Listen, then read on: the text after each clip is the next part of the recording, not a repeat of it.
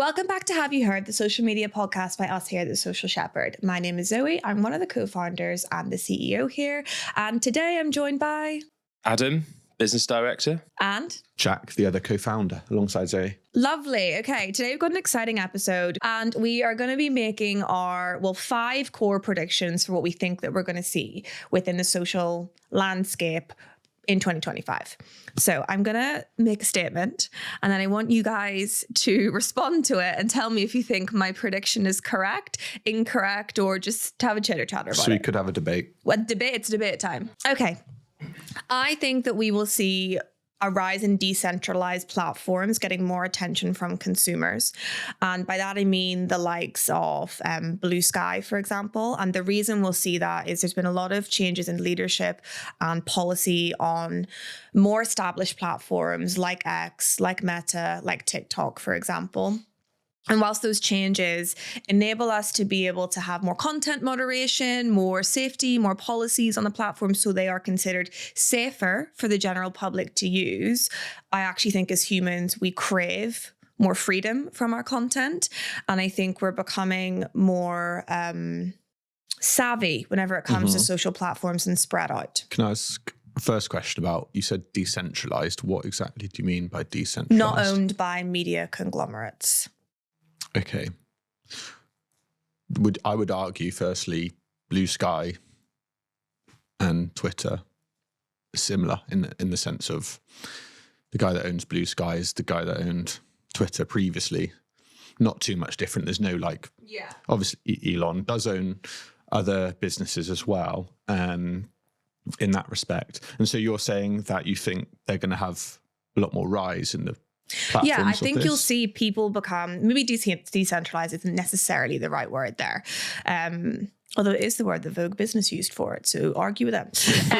But I think that you'll start to see more variety of social platforms. And there's only so many social platforms one person can be on at any point in time. We've got Substack now coming out of the woods. Reddit's having a massive surge. We've got Blue Sky. We've got another one that's coming to take it. And I do think people have more time for those entry level platforms that are rising up. Yeah. Because there's been a lot of policy and a lot of political stuff around like Meta, TikTok, X as well. That's the challenge, isn't it? Like Blue Sky has come out of politics, true. Pretty much, and in an already divisive world when it comes to politics, it's keep making it even more divisive, and your algorithm is now showing you only one route, whereas it was maybe showing you 2 routes. Obviously algorithms shift to what you engage in and already show you that type of content, but that's where it makes maybe audience is more divisive in their views. Yeah, I mean, it's a good point because I don't know whether, I get the decentralized side of it, but I don't know also whether it's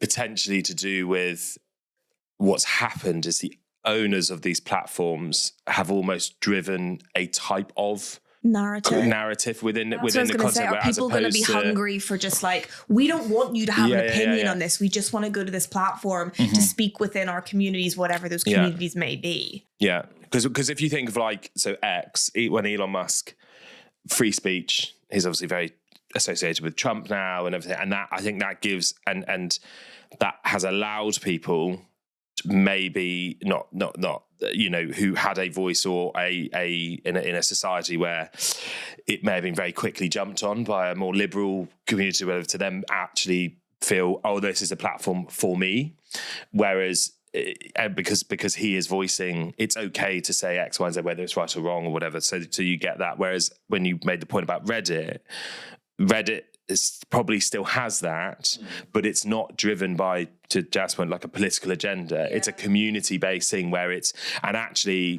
it almost in of itself, without having a voice like an Elon, takes away the political agenda, and people are still just going, I want to go on holiday, where do I go? It's more of a personal than a view-based platform. Maybe Blue Sky isn't the right one to include in there. I think Reddit's an amazing example. But I do think that you will see, I think people are a little bit fed up of all the political stuff, and they're just yes, politics is an important part, but if in some ways people go to the news if you want to hear about politics. I think social's becoming a bit saturated, and yes, it's important that, people with public figures have their voice, but when they lead platforms which allow every community to have a part in it, it kind of takes away that element of free speech. And then you get these communities like, okay, well, everyone that believes this way sits on this community platform. Everyone that believes this sits on this community platform. Where's the place for everyone? Yeah. Because then everyone's just ending up in echo chambers, basically, of people that think the same That's thing. what I think, like Reddit does so well. It's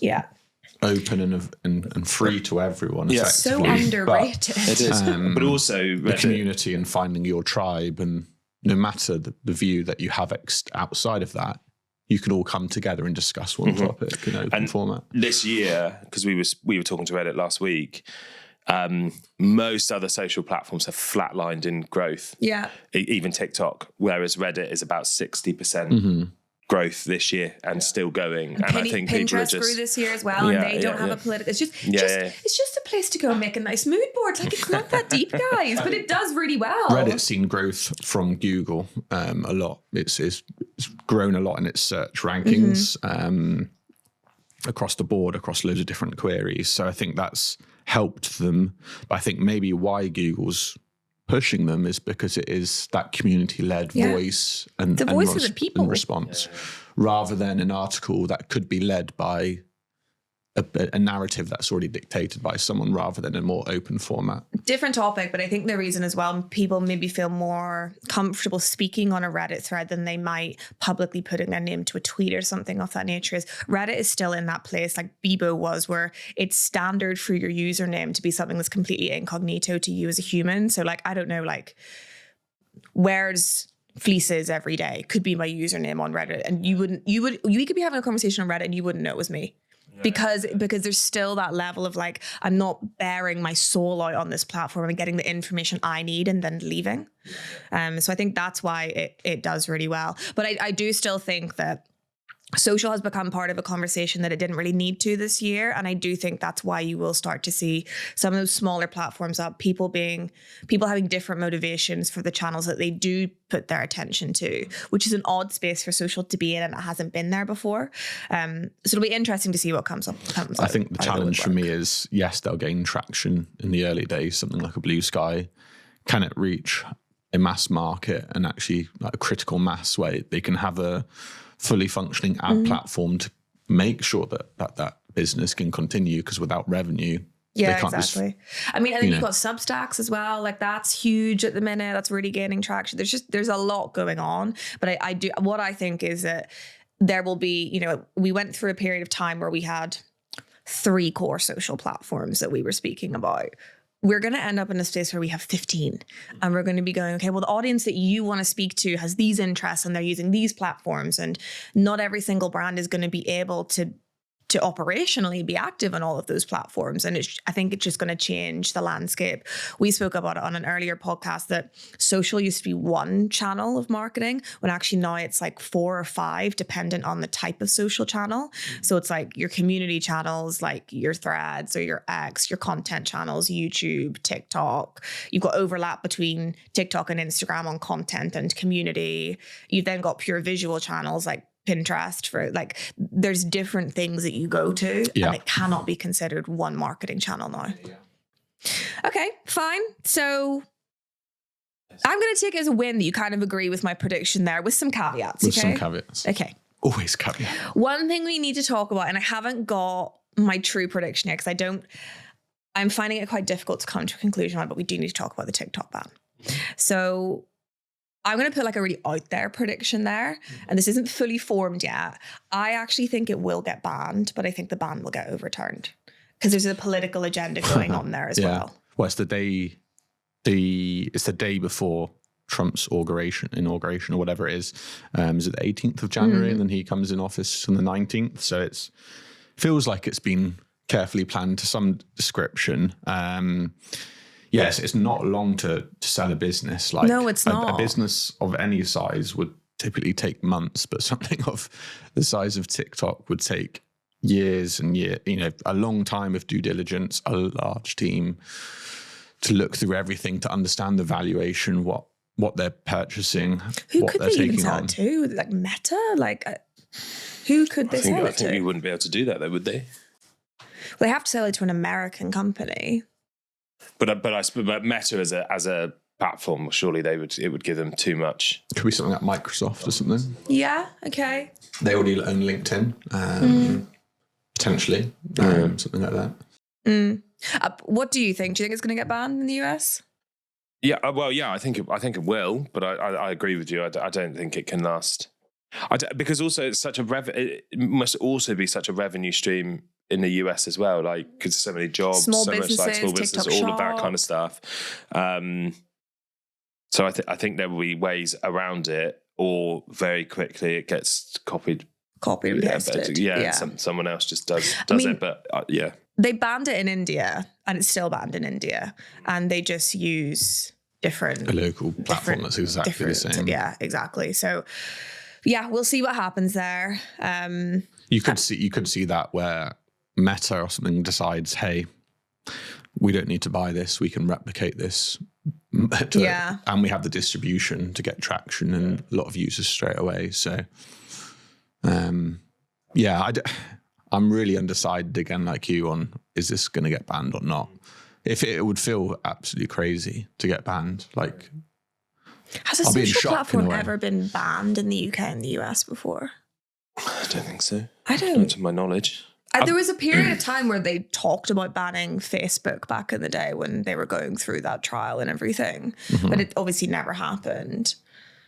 I don't think they have they? No. I have no recollection. For me, I suppose it would also be then what the impact is, not just obviously they banned it in the US, but like across Europe, like for brands using it and things like that. Because all of a sudden, if you've got a global platform or a global footprint, do you keep your followers one day? Fall off a cliff, how does that work? Like, and then does it become worth it doing it, and do people start actually shifting their money back into other platforms and other spaces, because it's if it is a huge part of brand strategies. And I think it depends how brands are set up. Some focus on global channels, some focus on localized. Maybe does it create an opportunity or for brands to get worried and actually go, hey, we need to go a bit more localized here. We need to create local channels because, we don't, if one falls off a cliff, we're still protected in some way. I don't know. Yeah, I mean, it'll be interesting to see. I just want to highlight that I did reach out to TikTok for comment, and they declined to comment, which, to be honest, they were going to do anyway. News reporters are co-founder, no. Journalist, yes. My next prediction, which you'll find interesting, Jack, is about social commerce. Mm-hmm. It's not a revolutionary prediction. We will continue to have the evolution of social commerce. However, it wouldn't shock me, and I've seen a couple of reports of this, of there being some type of integration with crypto or blockchain or something of that nature, so that you can purchase using those methods through social commerce, and it kind of connects the two. I don't think there's any benefit to that personally. I know there's been rumors of X going down that route, but I don't see on TikTok. I think Apple not Pay necessarily is a TikTok thing, but I think in general we will start to see that kind of. I mean, digital. We're already in a digital world, and digital currency, in my opinion, makes sense. Yeah, but that's your world. I don't think that's like adopted, like. But I think we already use digital currency, really. Like the pound or the dollar is predominantly a digital currency in a way. You use Apple Pay and you're instantly purchasing something. So I don't see the benefit of blockchain necessarily coming into that quite yet. I think people will, from a financial perspective, over the next couple of years, start diversifying where they're spending from, basically, and start getting more involved in that. And I do think it would make sense for social commerce to adapt into that. Whether it happens next year, not sure. I do think it'll happen at some point. But it depends on the country sometimes, because the UK is heavily, we all have bank accounts, but there's countries that a lot of people don't actually have bank accounts, other countries. So I think it will have more impact there in terms of a payment provider, but definitely social commerce, as we all know, and I'm sure many of the listeners have probably purchased on using TikTok Shop or have seen that trend. I think it's going to continue. I mean, and like Amazon could get disrupted the way it's going. Like, well, they're on TikTok Shop, so I think it's just another place for that to go to. I think it kind of dovetails us into a different topic, though, in the sense that organic is going to become bigger next year. And businesses, I personally think that either TikTok or Instagram or both will implement the ability to link directly out from post level. So you'll be able to put a hyperlink at the bottom of a post, then you'll be able to use UTM parameters to track it directly. To purchase in-app or? No, I think it will go off-app so that you'll be able to attribute more revenue. Why would they do that? Well, I think because there is some brands still don't believe that organic social attributes as much revenue as it can, because that does hinder it. And I think by them being able to prove the value of organic social, then that will make affiliate programs such as TikTok Shop, where they make money from the purchases that you make internally, it'll be able to make that proof point for them. So I think surely they'll keep it all in app, like purchasing. I think if they keep it all in app, they will, with their current setup, particularly if we look at TikTok Shop, which is the largest one at this point in time, they haven't got it set up in a way that means that all businesses can tap into that. It's just not possible. But the largest revenue stream is advertising. And if you take people off app, that's just their opportunity to advertise. And that's why the algorithms are built in a way to keep you on that platform for as humanly long as possible, so they can deliver you more and more ads.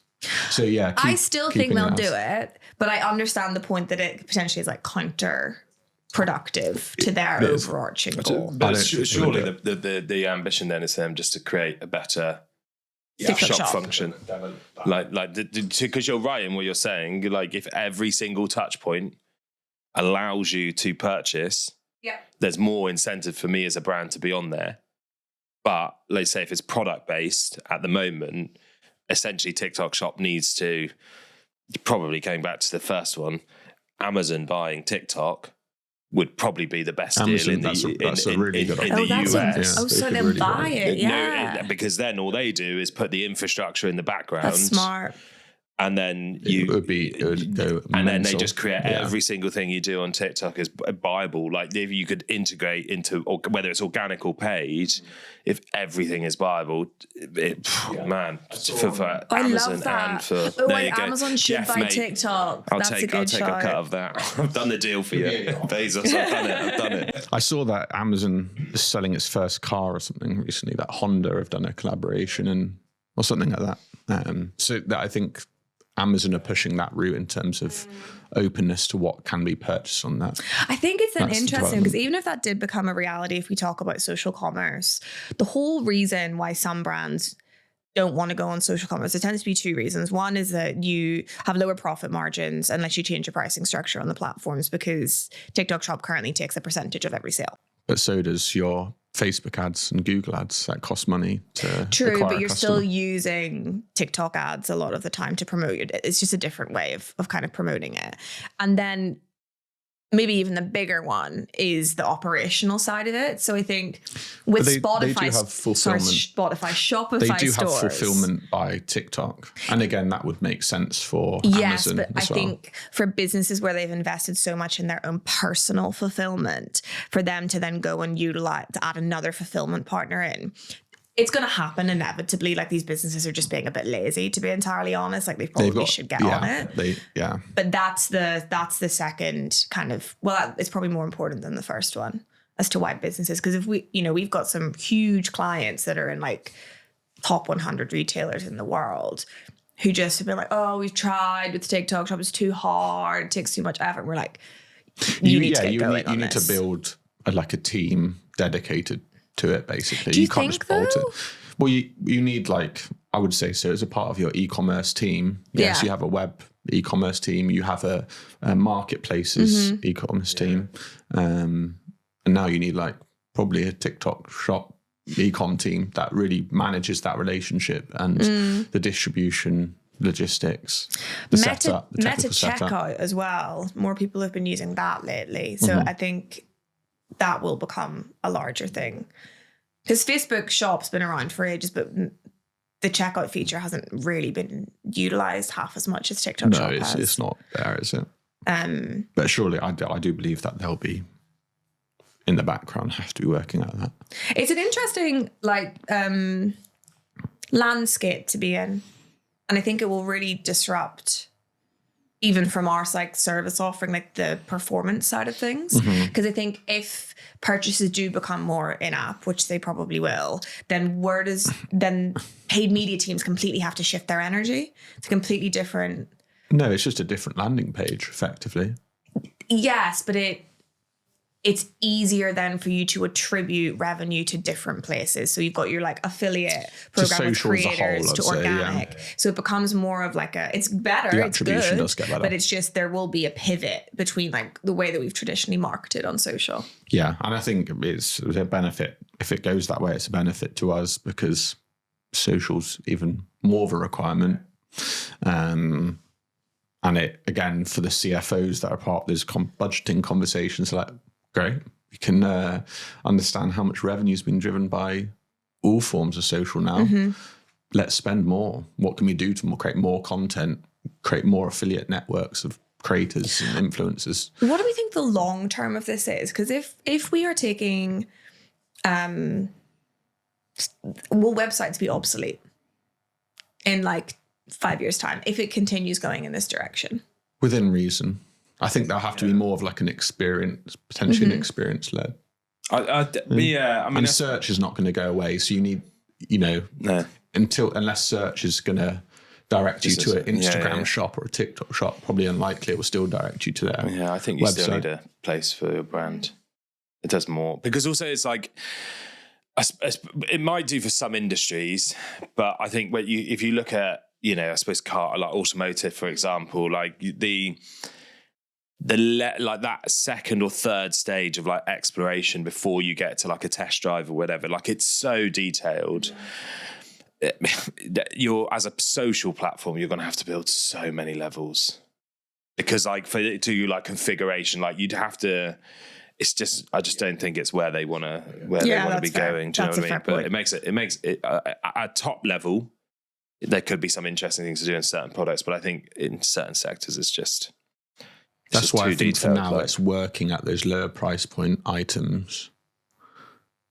Social commerce performs better for those, less thought when it comes to the purchase. It comes down to the thing, there's certain things you would buy off Amazon and certain things you wouldn't buy off Amazon. Yeah, so it'll start there, really. It's like the barrier to trust type thing that kind of comes into play. We should definitely start a rumor that Jeff Bezos is going to buy TikTok. A rumor, do you say? Well, a rumor, but that could actually very much come true. Okay, lovely. So we agree that social commerce is going to take off. You don't agree with me that links are going to be put in at organic post level? 100% completely disagree. Okay, fine. We'll see. Okay, my next prediction is about. I've struggled with the word to use for this, but like EGC is obviously a huge thing this year, but kind of that going into even more like corporate territories, because I think EGC has given brands like software businesses and service-led businesses that have traditionally found it quite difficult to make social first content a route to be able to do that. And I think what we'll start seeing is the expectation to either be in content being asked by people or businesses hiring specific people to feature in EGC internally. And I think that will start becoming a huge part in more corporate businesses' strategy. Yep. ClickUp.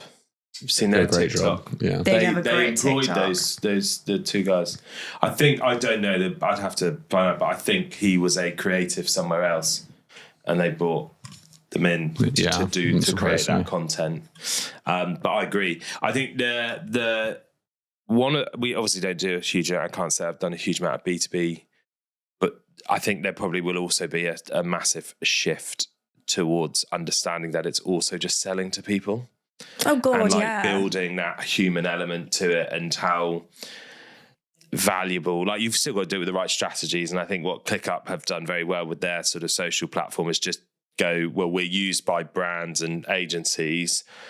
Let's almost take the mick out of that environment to draw attention to us, and then naturally the filter through, And as it's so opposed to smart going as out like well. selling a product. Because Which it is, goes, because they take the piss out of it, it also establishes them as understanding those industries really well. Because they use like common things that we would struggle with on a regular basis. and also fun.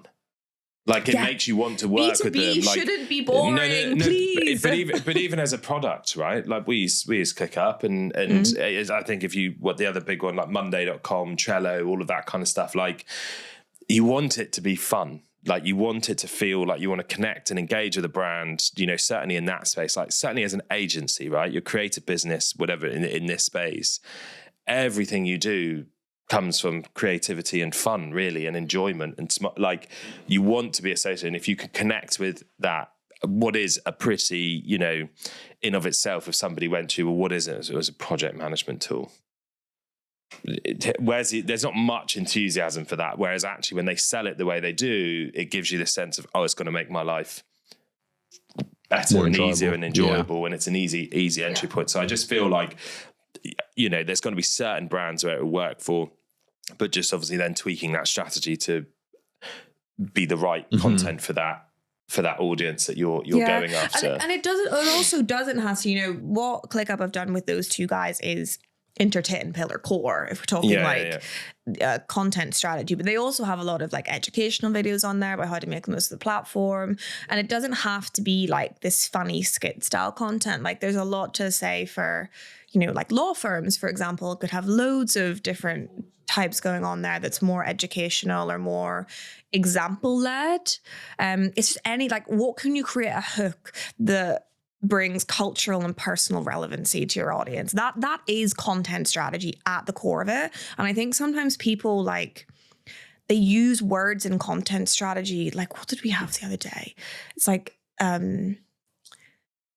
innovative ways of thinking or something like that. It's like really convoluted things. And it's like, sometimes it's not, it doesn't need to be deep, but it does need to be smart. And I think people overcomplicate it sometimes. And if you look at what they've done and what loads of other brands in that space have done, it's like, oh, that makes sense. That's such a simple idea, but it just really works. And that's where the best content on social comes from. What I'm interested about with EGC is not only just having the brand channel that shows employees and team members, but actually having their own accounts, personal accounts, internal influence, basically. And do brands look to create like incentive structures for employees to create their own content?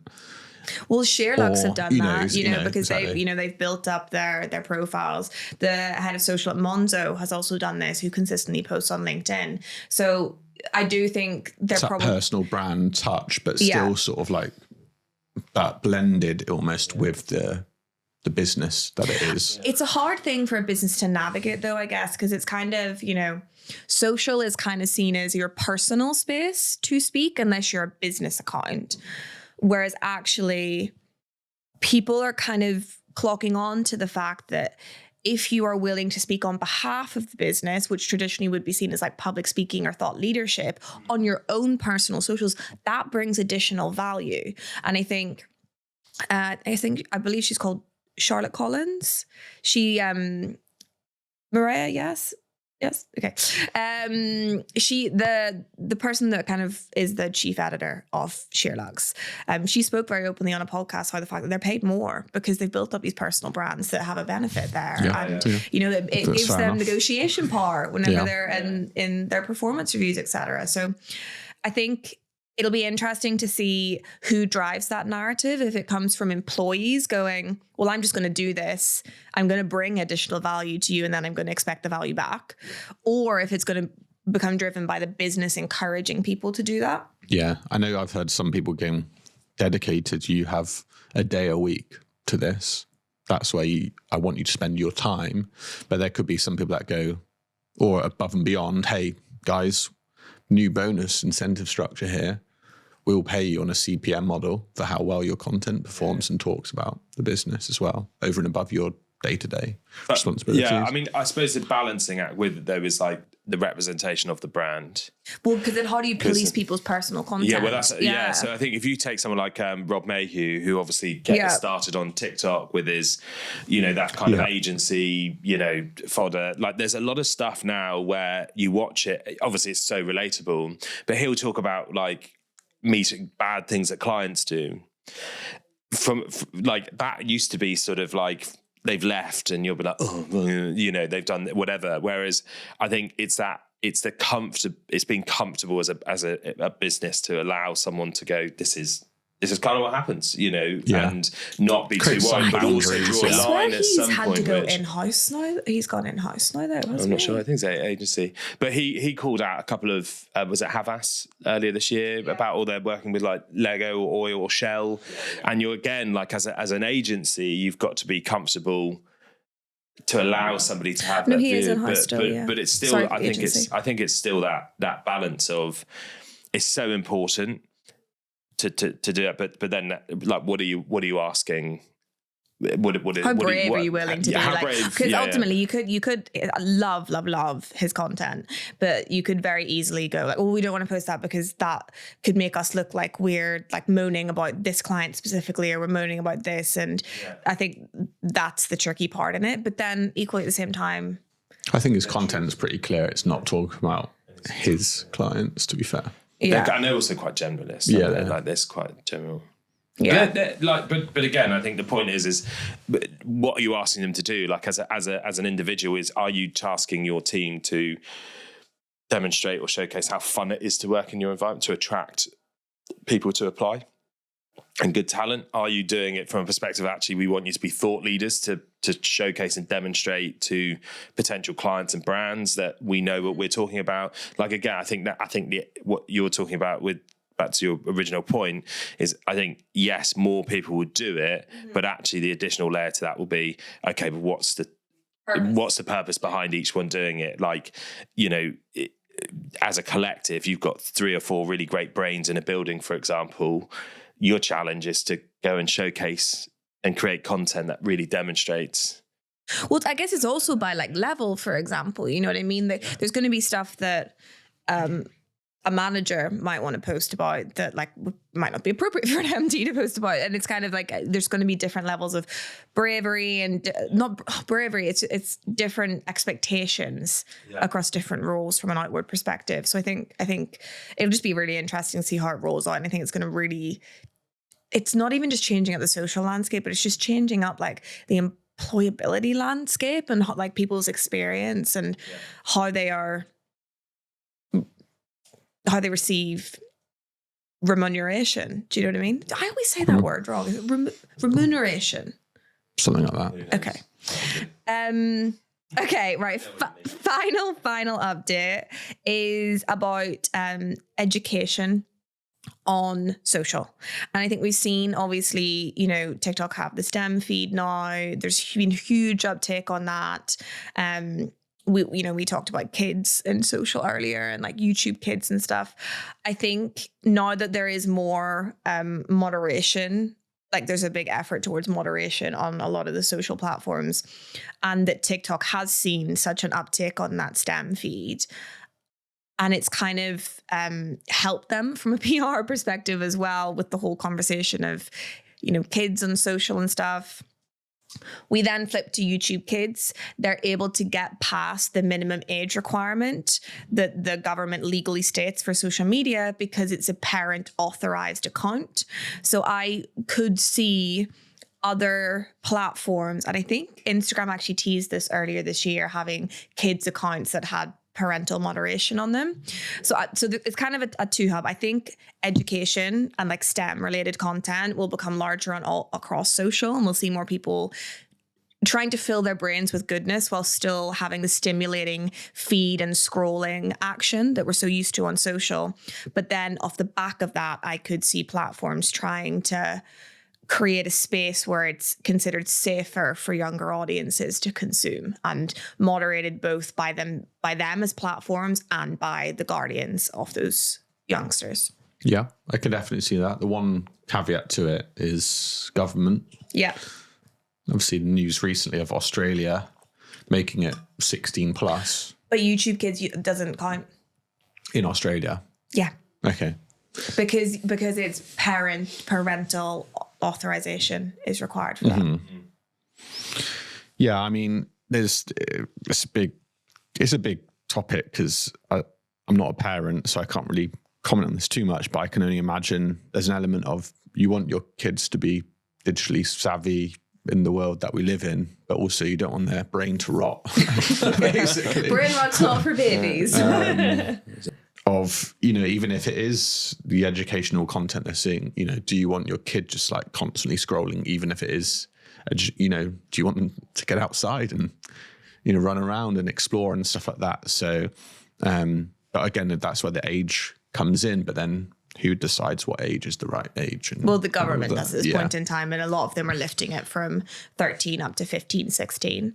I think regardless of the child thing, and that's probably a secondary thing, I do think that we will start to see, one, creators understand the value in more STEM-related educational content because they have seen it on TikTok, and TikTok tends to, at the minute, kind of set the trend for the rest of the platforms. So I think we will see that.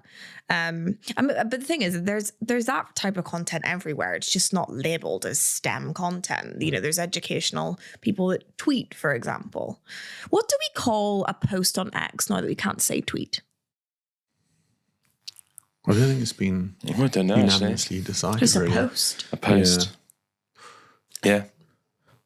But it's the same as Post. Instagram, isn't it? Basically. Yeah. Post.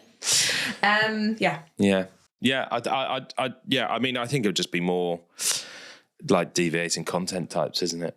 And I think consumers will crave it more as well and be more accepting of it on the platform. Well, because you know that I suppose it goes back to as much as people are consuming and using these platforms, I think more and more that shift towards, you know, as sort of like neuroscience and brain health becomes bigger, it's that kind of, and like people are more aware, like, you know, that is the whatever the fitness and health was 5 years ago. Neuroscience and brain health is that new trend, that new thing that's coming in.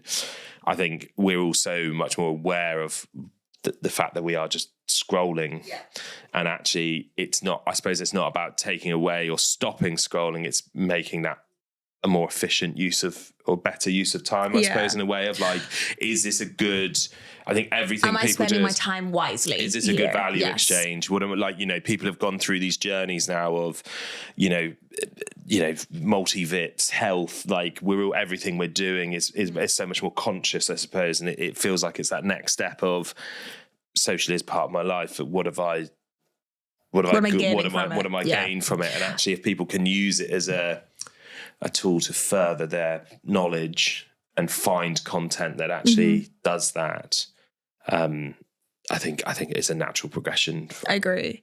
Have you seen do you ever get ads for, there's quite a few apps now that are like posed as like social alternatives, but they are like educational content that like stimulates your brain. So it's the same action.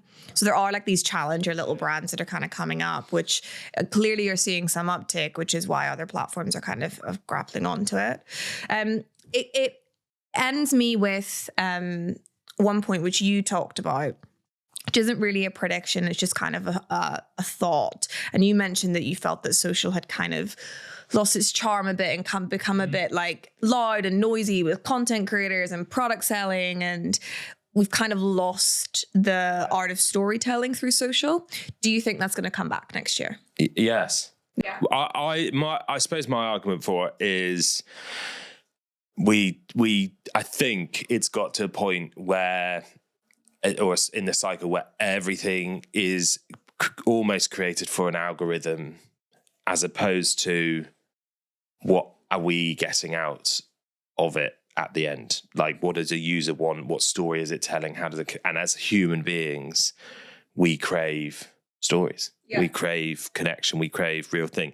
And even some of the points you made, like if you think about the EGC stuff, the best ones we all get. like we get it because it's in our sector, but they're stories, we can relate to them, as opposed to just creating a piece of content because the algorithm says. And I think when we spoke about it, the reference I used that obviously the last few weeks has been inundated with, cars and Jaguar, and then 2 days later, Volvo dropped a 3.5 minute film, a social post, which was, created and directed and filmed by the Interstellar team. It was cinema, it was emotional. I think it's probably the first time, maybe slightly different, I suppose, as a parent, because I can relate to that I literally felt I was like, this is amazing, and I sent it to people and showed. She gets pregnant. Yeah. But the magic of that was this whole twist, which you think it's about a car brand that's just selling you space in a boot and you're going to be a family, and it's not. It's about a braking feature that but the way they did it and the cinematography, you were just like, this feels like a really good use of my time, because I come away feeling something. I think people feel a bit numb, like they want to feel something. As opposed to, I think we've all done it. I can lay in bed, I'll get into bed early tonight, and then you're like, I'll just have a quick flick through, and 3 hours later, you're like, what have I done? What have I don't. No, I'm going to be tired tomorrow. Yeah, all I I've don't done is remember scroll. any of the videos I've watched or anything. As opposed to, naturally, we just, I think, Wicked, another great example. Although a film, people like grown men crying because it's just a story that and I think we got to a point where I think the conversation, and don't get me wrong, the algorithm's still very important, but it's almost become the priority over like getting under the skin of actually. You can manipulate the algorithm to work in your favor if you can tell. The algorithm is all about community. Stories. So if you put something out there and your audience reacts positively to it, it's going to get pushed, even if. So it's just about creating better stories. And what's happened there is, and what has happened in social is that we've undersold ourselves. So brands will spend $2 million on a TV ad, and then they'll spend an additional $10 million to actually get it to be seen by people. And then they've spent $12 million on AV investment over the course of a year. People doing that on social is nowhere to be seen. And then they wonder why they're struggling with content performance in that light. It's like, put that investment into social, and long form can perform, and high quality stuff can perform, but it needs to have the brain power given to it. It needs to have the production power given to it. And yes, granted, not every single post is going to perform, and sometimes there's glitches and sometimes it doesn't work, but you'd be paying for it on TV anyway. So then that's why, you have the benefit of being able to have a lower CPM there than you would on traditional media anyway. And people just don't really, I think we view the relationships with the platforms or the channels doesn't make sense. And like they say, it sort of feels like channel algorithm sort of is the priority. I think McKinsey the other day released a stat from their research, which was like only 1 in 5 brands or agencies said that over the last 2 years they'd done any additional research for a brief. So they're not going out and like doing what people used to do, like getting that quantitative or qualitative data. So they have no idea how are you coming up with a story or an insight or anything that's going to connect if you're not even speaking to people or doing that extra layer of research. And I think that, there's probably lots of different reasons for that, but even that as an example just kind of demonstrates that what people are doing is going, we've got to answer this. What's, almost like it's what's trending, what's to like make 15, whatever it is, as opposed to taking a step back and going, how do I actually engage with this like I'm going into a world where this person is going to be scrolling for 3 hours.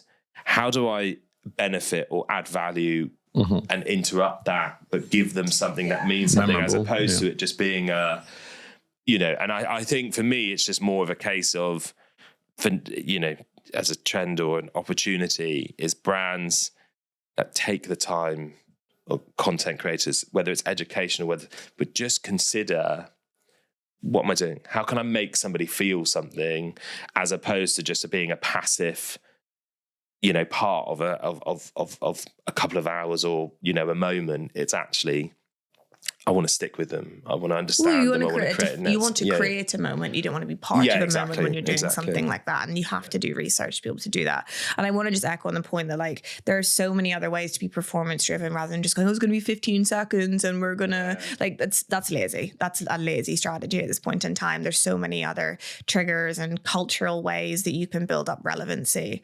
So yeah. Any other things that you guys would like to add, or are we all done? We've wrapped I think up. that was a good place. Okay. Stunning. Good place. Well, thank you so much for everyone that has listened. When we post this, we'll put a little summary of the predictions that we had so that you can see it. And we will reflect and see if we were correct in 12 months' time. So thank you so much. Have a lovely day. And we'll be back soon.